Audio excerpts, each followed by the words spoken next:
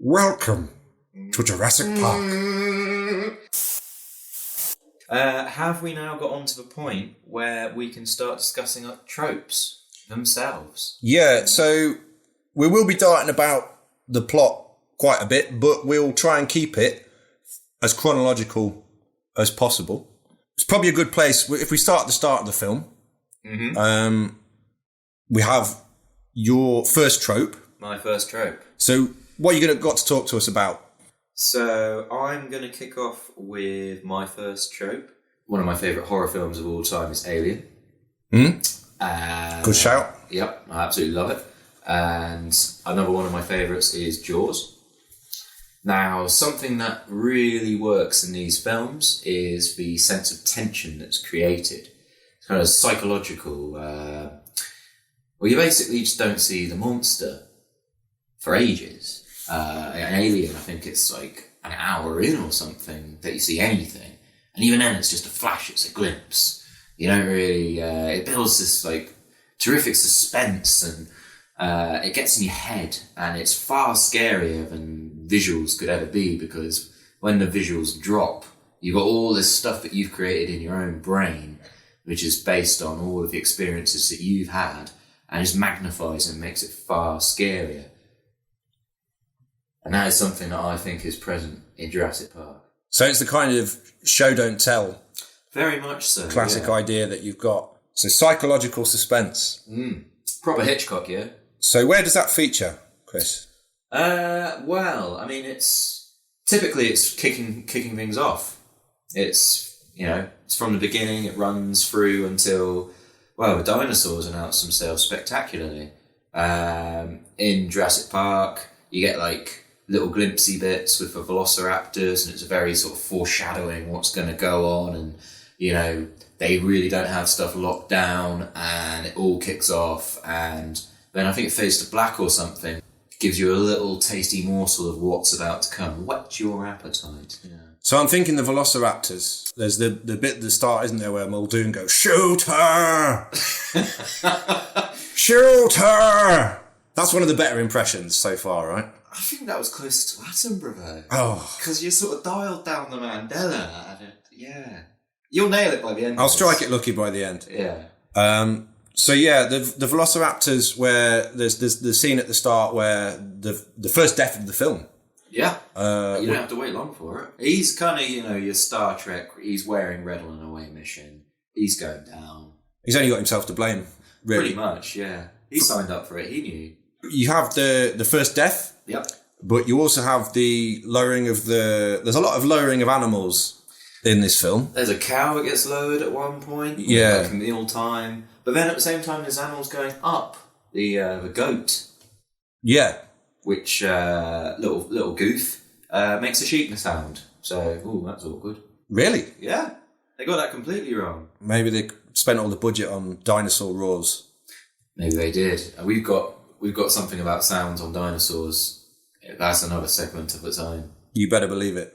You better believe it. I love that scene because it creates a lot of tension.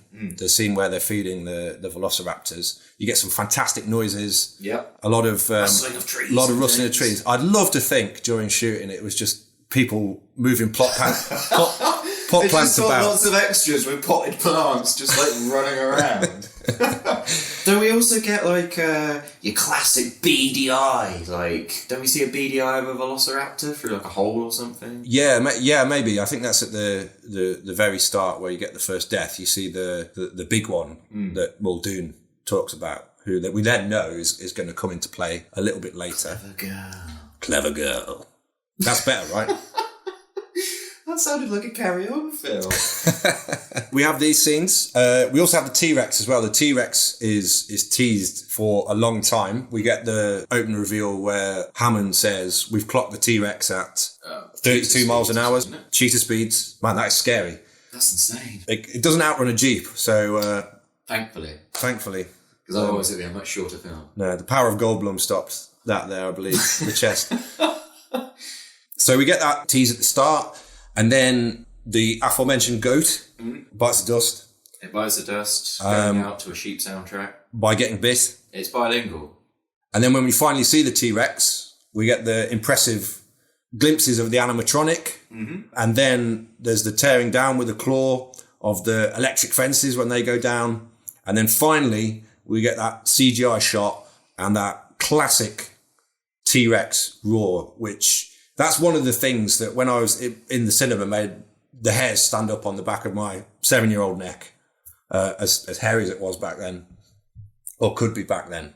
This idea of psychological suspense, we see it in a lot of films, and Alien is a really great example, as you say, that idea of show, not tell. And I think that's what really makes this film work so well for a lot of it. Yep. 15 minutes of dinosaurs, but interspersed. It doesn't feel like only 15 minutes. Feels like you get like a big old wedge of dinosaur. The kitchen scene's another one, isn't it? That is, yeah. That's a classic scene of cinema, and that's for me what there's some real iconic visuals, which is a hallmark of Spielberg, really, that feature. So you have the tension created in the kitchen scene, but we've had that build up from the start, with the foreshadowing of the Velociraptors. So that I completely get where you're coming from with the psychological suspense angle. It's a fantastic trope. It's used really well in this particular film. And it's what makes it work so well. One of my tropes, I'm going to come, it's a bit of a negative one to drag it down a little bit. Are you dropping Jim, the champion of Jurassic Park, is going to drop a dystopian? As a scientist, a paleontologist, I've got to be objective in my approach. That is fair. I mean, you are. I've seen all the letters after your name. Now, they play a little bit fast and loose with the science in this film, I believe. We've already had Goatgate, with the goat using sheep noises. That's going to be trending before we know it. That's probably the greatest defence, so I'm glad we got that out of the way. We have the kind of convenient science in this to serve the plot. Now, I know this carries over from the book as well. One of the classic moments with the T-Rex scene is, can you remember what the rules are if you were to encounter a T-Rex? Oh, what, if you're trying not to get eaten? Yeah. Don't be a dick. Good one. Don't shout about, and don't move. Don't mention his little arms. Yeah. Oh, he hates that. Don't challenge him to a game of pool. He won't be happy. She won't be happy. A fist fight, maybe. Oh yeah. He's got no reach. Yeah. So the classic trope offence, I guess, in this is the muddled science, because apparently the T-Rex, it's all based on its eyesight. It says if the eyesight was poor, that if you stayed still, his vision is based on movement, that you would be safe if you stayed still. And that's used quite a bit to get out of those situations. Particularly the fantastic scene outside the T-Rex paddock. But in reality, paleontologists like myself have revealed that the T-Rex's eye was actually quite an efficient thing. So it could see for up to a mile. He did seeing good. Yeah, didn't need to go to Dino Specsavers.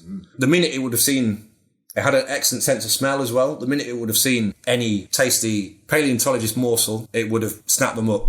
So the close-up scenes where it's sniffing around Dr. Grant and Lexi, who screams as well. She screams really loudly. Gosh, she's irritating. That would have been a pretty short end for both those characters. So playing stuck in the mud, not a good move.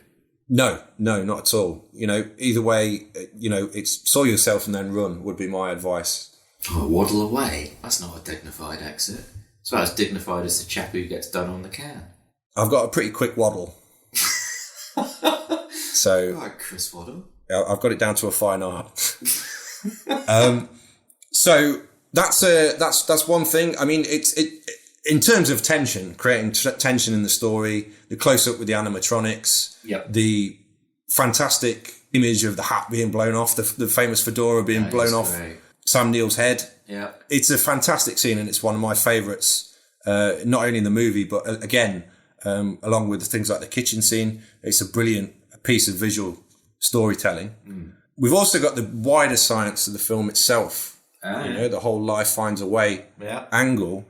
We mentioned Dr. Richard Attenborough's Amber Cain. Is Amber Cain. And a lot of this focuses on criminally underused finding DNA. Indeed. Of dinosaurs, which could sound pretty difficult. I mean, what are the chances of finding one of those 65 million year old mosquitoes just loitering in some fossilized amber, eh? What are the chances? And even if you did have it, would the science hold up? Would it stack up? So can you remember how they get around it, Chris? Something to do with frogs, lizards, add a little bit of DNA, have a sluice, Bob's your uncle, you've got a dinosaur. Yeah? Yeah. Is that it? That's practically it. Okay. So it's kind of skimmed over a little bit. You get a rather confusing scene with a cartoon, Mr. DNA and dinosaurs. Why has got to draw? He's now Forrest Gump. That's why I don't do accents. So the science is played quite fast and loose in this, and also one of the key villains of the piece, the Velociraptor, was actually the size of a turkey in real life. So the fossils found, they're not the most intimidating. So you're basically telling me that, like, if I had a face-off with a Velociraptor, I could basically just drop kick it? Pretty much, yeah, or eat it for Christmas. Like, just literally just give it a toe pump? Yeah. Have that? That kitchen scene loses everything if they go for the... They just baste it and stick it... Just put it into Rosette, basically. Yeah, baste it, have it for Thanksgiving. Oh, this doesn't seem so intimidating anymore. So what they did was they took a different species called Deinonychus, which effectively was a larger version and a more intimidating version. But Velociraptor... Sounds pretty badass, doesn't it? Yeah, exactly. What was the other guy's name? Deinonychus. Oh no, Deinonychus. Oh, no. Raptor. Oh, I know. That strikes a chord. Yeah. So the Toronto Raptors as a basketball franchise is actually kind of silly. Yeah, I mean, they do go a bit fast and loose with the science of things. They have a basketball playing red Velociraptor. Well, anthropomorphized Velociraptor. Yeah, it's kind of pathetic. They should be like the Toronto Turkeys. Yeah, so, it's another example of the science being messed with and played with, but it works well, right? You have that classic kitchen scene. Brian Cox wouldn't be happy with this level of science. No, well, I've not been in touch with him lately. I know he's a physicist. He's not a biologist or a paleontologist like myself. So, It was the first sciencey man or woman that sprung to my mind. And I'm sure he likes science and does science good. I'm sure he'll agree with a fellow scientist, such as myself, on this occasion, in saying that we'll let that slide for artistic reasons. But as a trope, it is it's not the most offensive, but in terms of storytelling, it helps the film along brilliantly. So science, not going so good. Not scoring high in your GCSE science paper here, Jurassic Park. No, and the nature finds a way, isn't it? That's one of the key themes. So, yeah, I think that moves us conveniently on to, could dinosaur DNA really be cloned? Now, as far as we're aware, there's only one celebrity clone that I'm aware of. Can you name that clone? Dolly the sheep. That is the clone I'm thinking of. I mean, there could be other clones for all I know, but I mean, that's the most high-profile clone. She's the best thing we've got so far, and she is a sheep. I wonder if she's still alive. No, she died. She died? Yeah. So I think clones, which many of these dinosaurs, will be as a result of that, it's cloned cells, they wouldn't live particularly long. In reality, you'd have turkey-sized turkey dinosaurs, literally. How did we not make that joke sooner? Sometimes it's just there. There to knock out of the park. It was a turkey-sized elephant in the room, and we failed.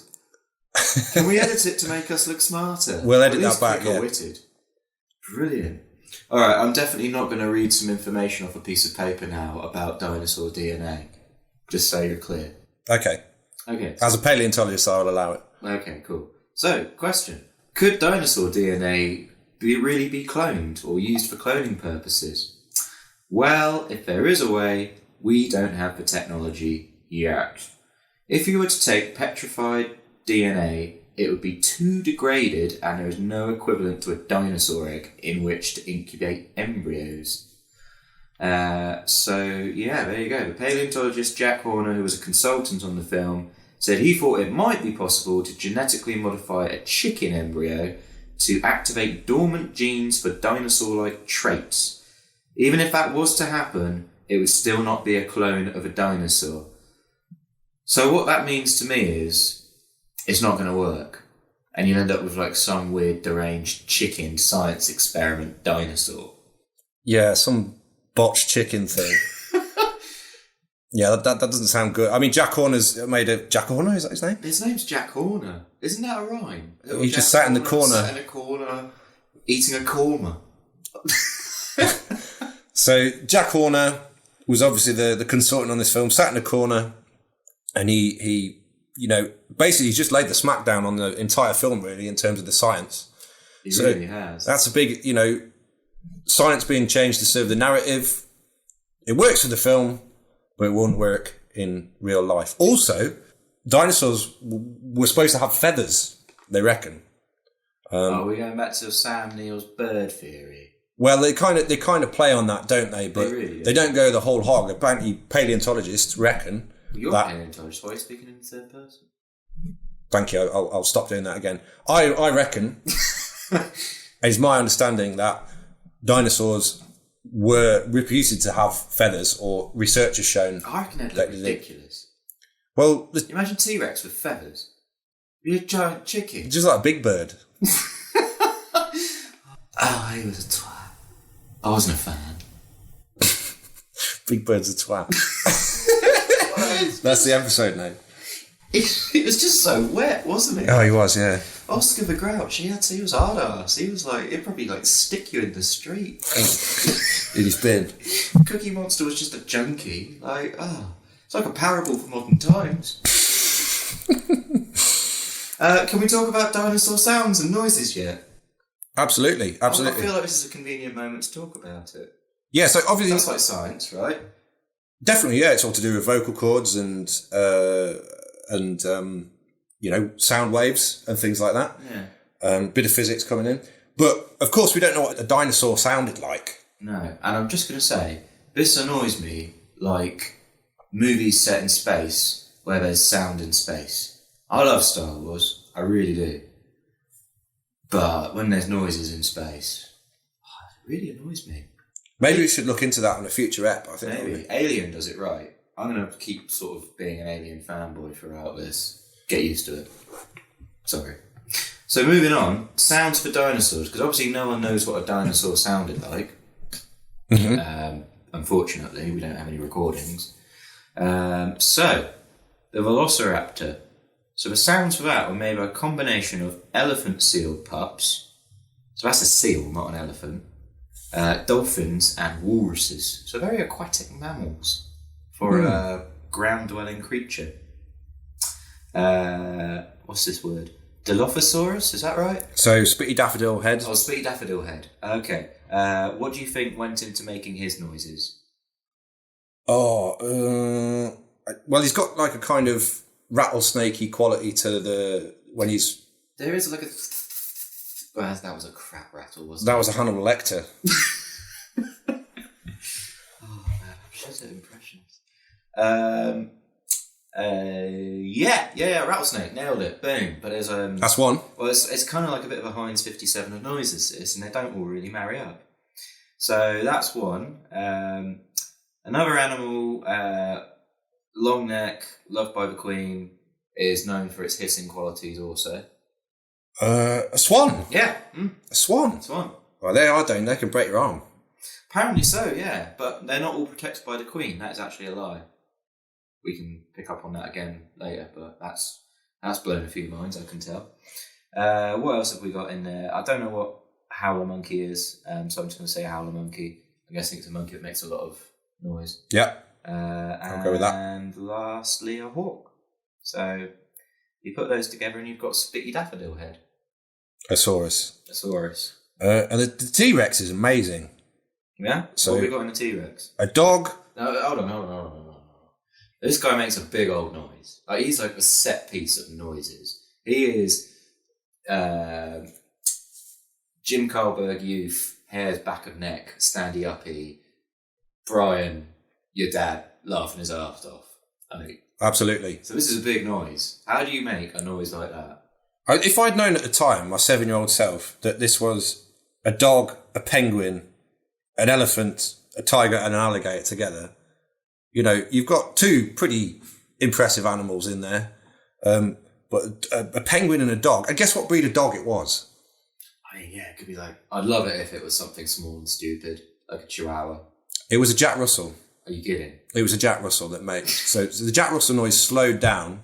I mean, it's really quite impressive as a piece of sound design, how they do these things. But when I saw that, and there's a picture online of the dog itself that they used. The actual dog? The actual dog. So it takes away from the film a little bit when you see that.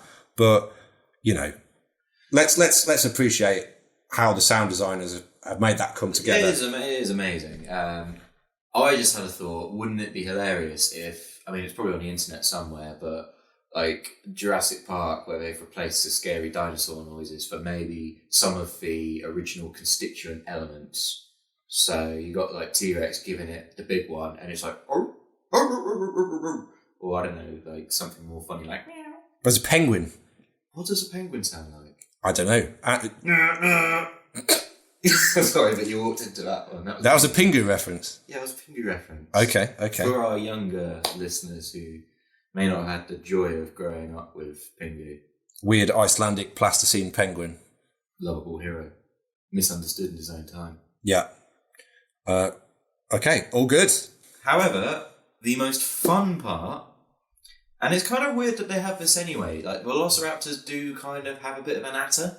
Like, I know they're meant to be like pack animals and they like hunt as a team and they like split up and like take someone down and whatnot. But they do sort of communicate. And that's kind of a funny concept that they've found a way of creating this language sound in the absence of actually knowing what it is. I think that's explored a little bit further in subsequent Jurassic Park films. Okay. Yeah, it's more of a plot device, but yeah, carry on. Okay, so here's one that a sentence I never thought I would say. So, the sound of velociraptors talking to each other is actually the sound of tortoises having sex. These sound designers are absolute animals, degenerates. They are. Do you think if you like fail in like most other movie-related thing, you just got like lumped onto sound design? I bet that's not on his LinkedIn. I bet when he's in the pub, he like busts that out. I bet he's like, that's his one claim to fame, and he just peddles it and like tries to get girls with it and tries to impress strangers with it. And he's just the weird guy in the bar that people sort of try to avoid and not make eye contact with. It's like, oh yeah, it's old sex talky tortoise Doug. They must have thought, what can we get past dinosaur expert Jack Horner? What? do you think it was like a big game of like, what noises can we put in? I'm sure of it the more we talk about it. How outrageous can we make this? Boy, Jack, what do you think it is? What's it for? Oh, yeah, it's for the velociraptors when they're talking. Oh, yeah, what's that? Yeah, funny story about actually. Have a guess, Jack. Have a guess. Go on, you'll never guess. Tortoises. Oh, right. Oh, interesting. Yeah. It's noise to tortoises. What? No.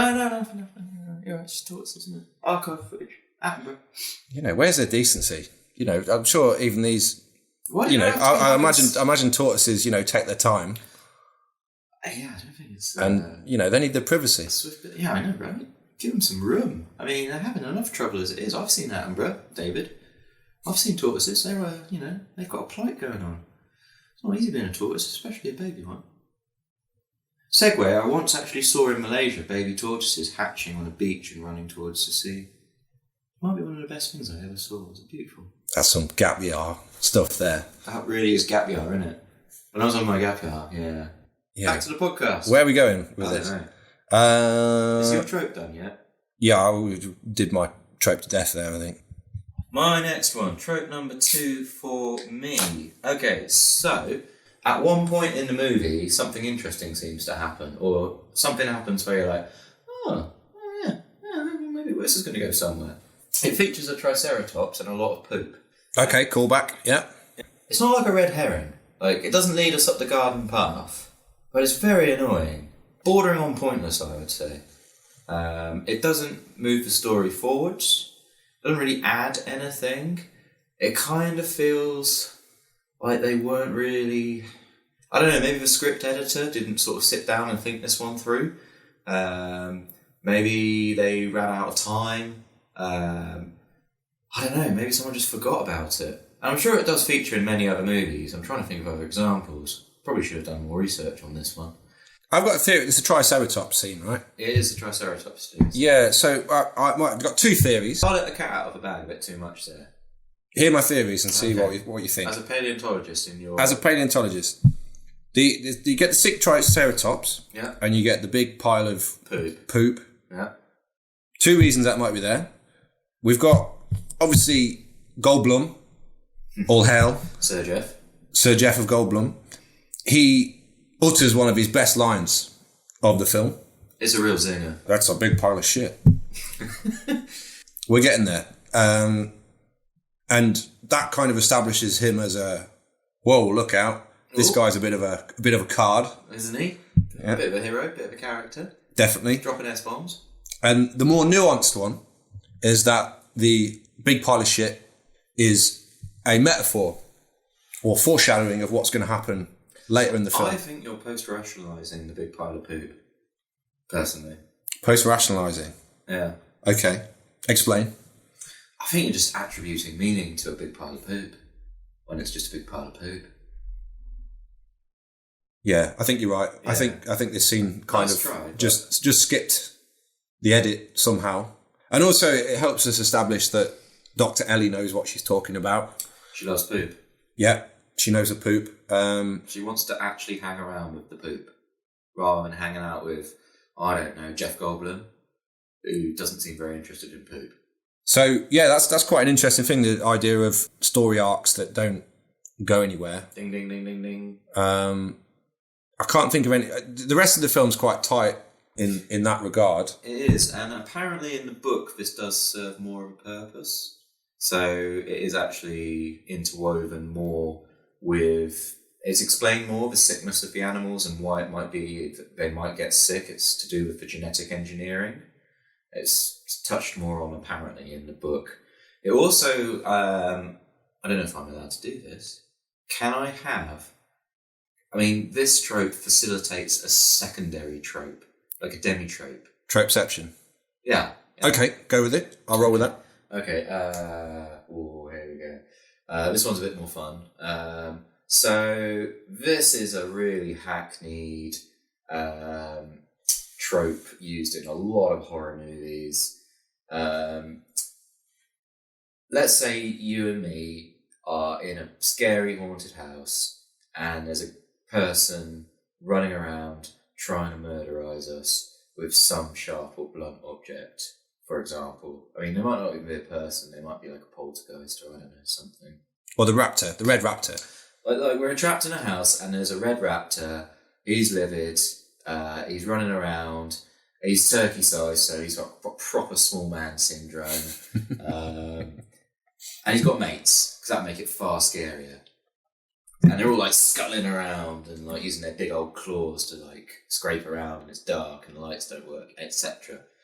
Do we A, stick together like glue, or do we B, try and cover more ground by going in different directions? Oh, this is a dead horse, isn't it? This is I'm going to put in a little whip sound or something for the flogging a dead horse trope. So, yeah, this is quite a big sin, isn't it? The let's split up, we'll cover more ground. I'm going to call it the Scooby-Doo trope. Ah, okay. I like it. So where does it offend in this film? Well, it's kind of Poopgate, really, because that leads to Dr. Ellie What's-Her-Chops, Sattler, hanging out with a poop and going her own way. And it sort of breaks up the band, you know, Goldblum. I mean, I shouldn't be angry about it because it does facilitate Goldblum's chest getting exposed. Every cloud, you know. But, you know, Sam Neill gets lumbered with the annoying kids. Everyone just kind of gets split up. That guy gets eaten whilst hiding in the toilet.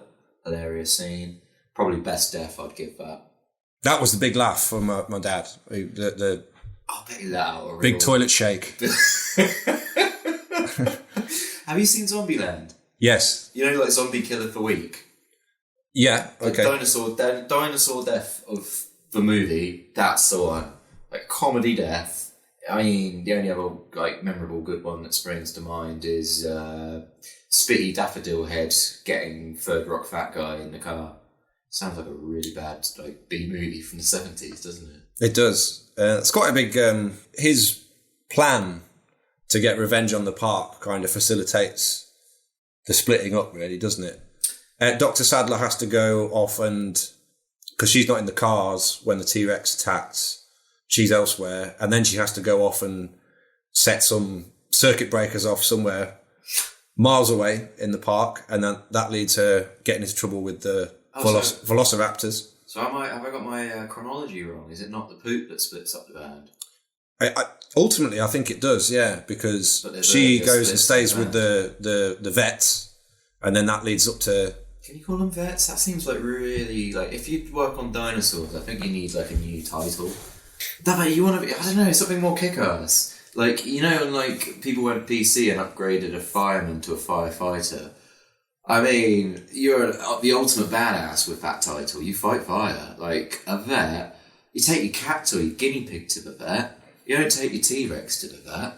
And I think they need a better name. Bit like sandwich artist at Subway. Or shelf replenishment engineer at Tesco for a shelf stacker. Yeah, well, they're not topping that, so they're getting called vet for now. So, Capital V. Ellie stays with the vet, and that splits them up from the other two who are left with the children. Who we haven't really talked about yet. Oh, Christ, do we have to? But yeah, I guess because that kind of... Little Timmy. That facilitates Dr. Grant developing as a character, you know, becoming a bit more tolerant. It's part of his arc, isn't it? He goes from child hater, like in the same sort of vein as the child catcher from Chitty Chitty Bang Bang, to, oh yeah, kids aren't so bad. And also, I think my problem with Laura Dern's character... She's just a bit stereotypical woman trying to sort of get him to settle down. Oh, having kids wouldn't be so bad. No! He likes dinosaurs. Okay? Dinosaurs. He's a paleontologist like Jim Carberg. You know, he knows what he is. You can't rein that in. Yeah, he likes, for the likes of myself, it's all about, you know, lying in the sand with a toothbrush, uncovering bones gradually. Over a sensible period of time, and then scaring children with a velociraptor claw as well. I mean, that's... So, you know, it's got its benefits. It does, you know. But I think you're right. Dr. Sadler's kind of a bit underdeveloped. She wears pink. She's a lady. She has some moments, but then it's kind of very stereotyped still, isn't it, with it? I mean, she's still quite badass. Like, I don't hate her. I just feel she could have been a bit more. She feels very submissive. She's a bit submissive, a bit wet, a bit kind of... I'm sure she'd be more of a badass if she was like living in the desert looking for dinosaur bits. I think they try to make up for it with Julianne Moore's character in the next film. I haven't seen that. It's got good bits. It's got Goldblum, right? It's not. Yeah, it's got Goldblum, but he shifts. What's your beef? He shifts character quite drastically as a result of his experiences. But it's okay. It's a fun film, but I think there's a lot of lessons they learn about certain characters, or they think they learn, and they carry them over. But yeah, it's quite interesting because ultimately she gets split off, and that results in Muldoon's death as well. So you're telling me she facilitated Muldoon's death? Yeah, because he goes off to rescue Dr. Sadler. Oh, the evidence is really stacking up against her, isn't it? It is. The more I think of it, she's a terrible, terrible character. But then we get the classic clever girl what a line. Because Muldoon doesn't follow his own advice. Interestingly, he goes into great detail about how velociraptors attack early in the film, and then he falls for it. I mean, that's almost a trope in itself, isn't it? Yeah. So, hung by your own petard. Oof, sir. I've made that one up, but we'll go with that. That's good. You so could have totally starred that one out. I wouldn't have known. You're not following your own rules. Yeah, Dr. Sadler, they let's split up. The Scooby-Doo trope. You know, the children end up on their own. They end up going in a kitchen with a pack of hungry velociraptors. Manage to get out in a quite spectacular fashion. Somehow. But then everybody involved's not reunited until the very end of the movie. In a cheesy helicopter flying out, and everyone's sort of wistfully looking out the window, and there's like a nice bit of music in the background. I think there'd be some serious PTSD going on right there. Everyone's far too calm for my liking. Yeah, they're laughing and joking a little bit, aren't they? Almost, yeah. It's almost like I survived Jurassic Park. Goldblum, Sir Jeff of Goldblum, definitely. I wouldn't expect anything less from him. You know, he's a stoic. He's buttoned his shirt back up. What more do you want? Yeah, it's barely contained. Barely. But yeah, it is an odd ending because lots of things aren't resolved in terms of what happens to the park itself. Yeah, I thought that. I was just like, let it go, gonna blow it up, just let them roam around a bit. I mean, what's gonna happen? Maybe they thought, ooh, leave it open, squirrel. I haven't seen the sequels, I don't know if that works. I think it does in some way lead into the sequels because they have a different site where the dinosaurs have become, life finds a way, the dinosaurs have all become free to roam and breed and live their own lives, you know? It's a happy ending, if anything, really. Well, they go back to the island? Yeah, they go back to the island. You know, they never learn. But seeing as we're talking about the end of the movie now, we're getting there. There's a spoiler. We have, it's a bittersweet, if I think about it with tropes, it's quite bittersweet here because we have what is known as the crowning moment of badass. To give it its official technical term. To give it its official technical term. As a paleontologist. You can bestow such an esteemed title on such proceedings. Yeah. Yeah, the crowning moment of badass. So would you like to have a guess at what I'm talking about? Towards the end of the film, the crowning moment, the heroes are reunited, ready to escape. They're cornered by the villains of the piece, the Velociraptor. Dennis Nedry has been dispatched by spitty Daffodil Head, fat guy from Third Rock from the Sun, but they're cornered by the Velociraptors. What happens? Does this potentially involve the worst pool shark in human history? Not even human history, dinosaur history. Definitely, the worst pool shark enters, and you get a bittersweet ending in terms of tropes because we have... now, this is interesting because the writers at the time said and admitted afterward that they didn't know how to end the film. They knew that the Velociraptors were going to be involved and be the antagonists of the piece. So what happens with the T-Rex? It becomes the saviour of the characters towards the end. One thing we haven't mentioned is the Roland saves the day. Oh, that's a brilliant joke. Oh, where was I?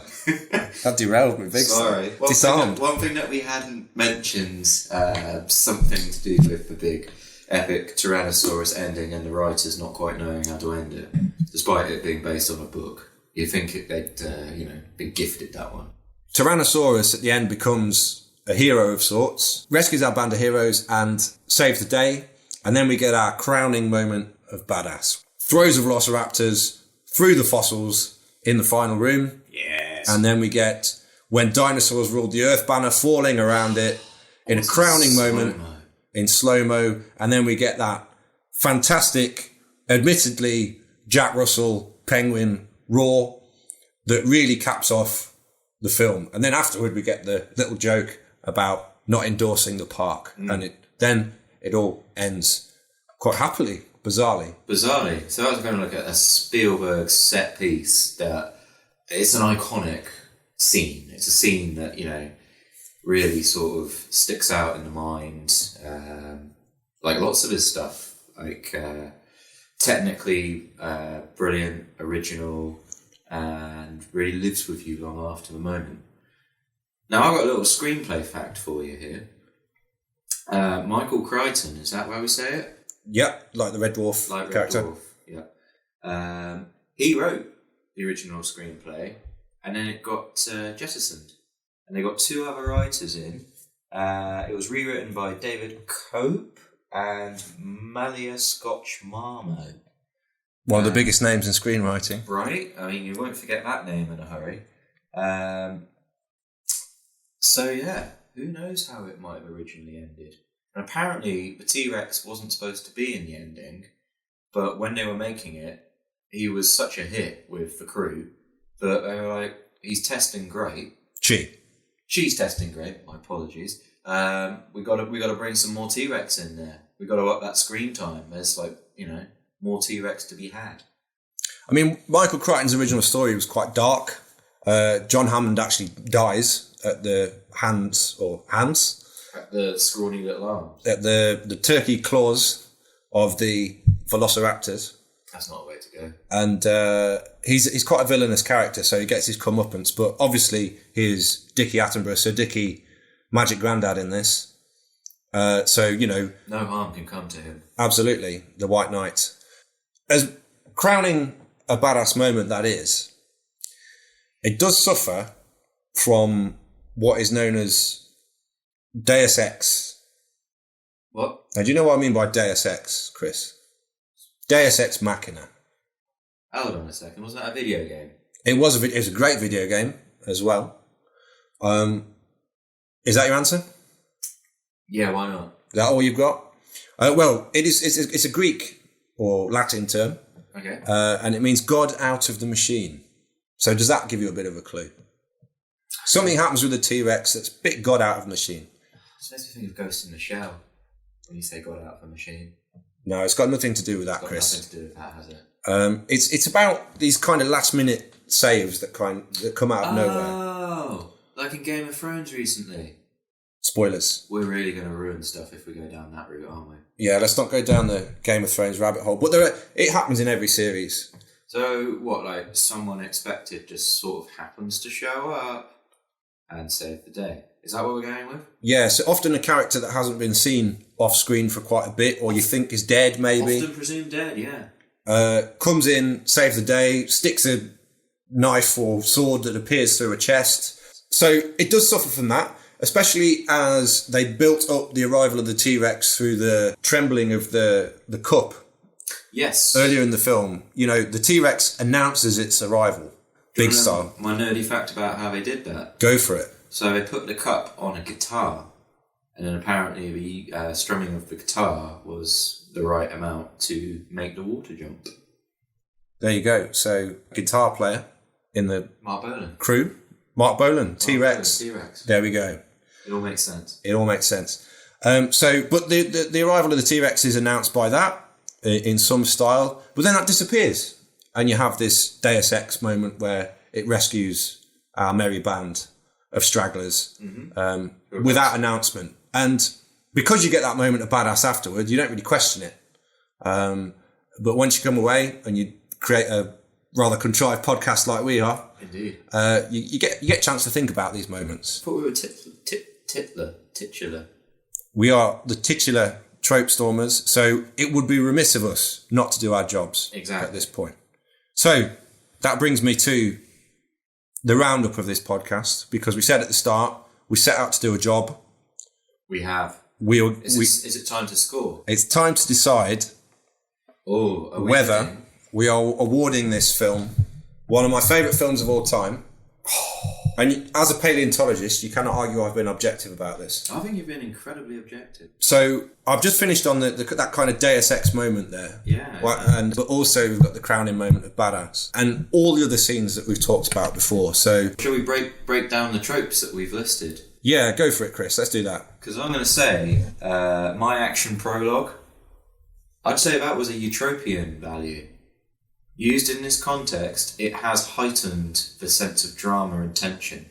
So that's one utopian point in my book. Okay, so that's a big one. Yeah. We've got the tension that stems from that. We've got the crowning moment of badass, and many of those throughout the film. So you have the Velociraptor moments, and then you also have the T-Rex tends to steal the show in sense of that, and as a result, got the hairs on the back of my neck. So yeah, you're right. Those two are definitely utopian moments. So that's 2 utopian points. So it's 2-0 at the moment. So Dystopia. Ooh, I mean... This is going to be hard for me. What do you want to set me up? I'm going to say the abandoned story arc is never going to play well. You're not buying my poop metaphor foreshadowing? You can foreshadow and post-rationalise poop as much as you like, my friend. It also segued into the Scooby-Doo trope. And if we're in a haunted house, just so we're clear, we're sticking together and we're finding blunt objects and we're going to take out some turkeys. I'm toe punting one out to touch. I'm not going my own way. I will shit myself. I can tell you now, I do not waddle fast. I will be the first person to die in a war, a zombie apocalypse, or a horror movie scenario. So, as a paleontologist, I want you at my side. So for me, that is a negative mark. That's a dystopian point. That's a powerful way of saying 2-1. It's 2-1. And 2-1, as every football commentator will attest, is a dangerous scoreline. So I've got to make the deciding call on this. It's your movie. You're the deciding vote. We can discuss it, and then you can make your decision.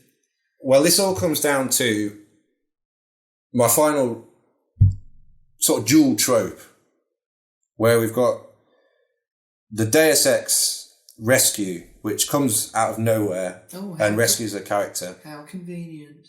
Very convenient, very convenient. No announcement. You've established the rules of the universe. The T-Rex, he's Stompy. She's Stompy. Yeah. Right? Didn't see that coming. She Stompy, she Trembly Water. Mm-hmm. Yeah? Wherever that may be. But we get that shot, that Spielberg shot, the crowning moment of badass in this film. Is that enough? For me, that is enough, my friend. I'm just going to say... That's a Spielberg moment. It's the money shot. It's one of my favourite moments in cinema and in film. So, for me, that takes it up to 3-1. What do you think? I mean, that is legacy. I mean, that is you writing history, so that it reflects pleasantly on your childhood memories and everything that's attached to... Prehistory, even. Indeed. I mean, there's a part of me that's like, it's the hammy convenience. You look like you're going to murder me right now, so 3-1 it is. Okay, so we're in Utropia. Our first Utropia. Our first Utropia.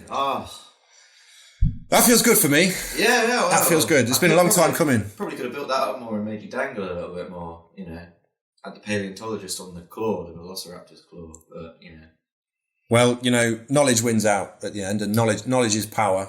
Yeah, well, I mean, this is still the pilot, so we're still really working out what the hell we're doing. Yeah, maybe the last one is a bit of a bobble off the shin, if you like. It might have been offside. Yeah, there's an offside call there, but it got through. It got through because the liner didn't put up his flag because it was spectacular. It was. It was a bit of a worldie, and you just clap. I'm sorry, yeah. Where does this leave us? There are countless films out there. We can't just do Spielberg and dinosaurs all the time, as much as I'd love to. As a paleontologist, this is your mastermind topic, isn't it? Yeah, I feel like I've got to defer the expertise to another field. And perhaps yourself, Chris. Possibly. I don't even know what I'm an expert in, to be honest. I have a think. So what a good idea would be to put it out to our listeners. Yeah, I'm totally down with that. As many as there are. Hey, who knows at this point? If you're listening, thanks. Yeah, thanks. God love you. Yeah, especially if you're sticking around this long. What we would like you to do, good, sweet listener, if you can send in your suggestions for Tropestormers, we will storm them tropes. That's what we do. On request. In order to do that, you can contact us. We do. We have contacts. On Twitter. We're on the social medias. We're on the socials. On Twitter, we are at Tropestormers. And if you want to email us instead, do a bit more private chat. They could DM us. You could DM on Twitter. They could slide into our DMs. Email us at tropestormers@gmail.com. Then what we do? Have we got a sound off? Like round off? We do. Sound off, round off. Sound off, round off. Well, we haven't talked about what we might be looking forward to as well. Yeah, go on then. What? Well, Game of Thrones. It's the obvious turkey-sized elephant velociraptor in the room. We're going to look at TV. We're going to look at films. I'm working on you to look at video games as well. Well, there's a Mega Drive over there with Street Fighter 2 in it. That might have to happen. I'm just saying. Not plot heavy, that one. It's not plot heavy, but Hadouken! I'll have a great time. Yeah, I'm looking forward to all comers, Game of Thrones, Back to the Future, Alien. We'll look at your beloved Alien. Oh, are we shouting out things that we might do? Oh, well, just as some ideas for our dear listener. Oh, dear listener. Singular listener. At this point. He's a paleontologist. Hopefully. Now, how would you feel about doing an episode about the cult classic, The Room, featuring His Highness Tommy Wiseau? Tommy Wiseau's The Room. I feel like there's not enough time in podcast land to cover that. That if we get to 50 or we get to 100 or something like that, Or like a special bonus anniversary edition. we'll have to do something along those lines. Might need a new scoring system for that one. Yeah, I mean, what tropes are present in the room? What positive tropes? It's going to be an interesting one. It's going to be one for the ages. Yeah, we might have to get more professional at this by that point to just cover it in its full glory. That's something to look forward to. The Room. Mm-hmm. As varied as possible as we can make it would be good. You know, anything like rom-coms. We want to look at different types of film, right? We want to cover a smorgasbord of various different visual delights. And TV, indeed. Yeah. So, yeah, that's it from us for the time being. And as we always say, here on Tropestormers... Oh, he was a twat. Big Bird's a twat. Bye for now. JP. I'm going to stop there.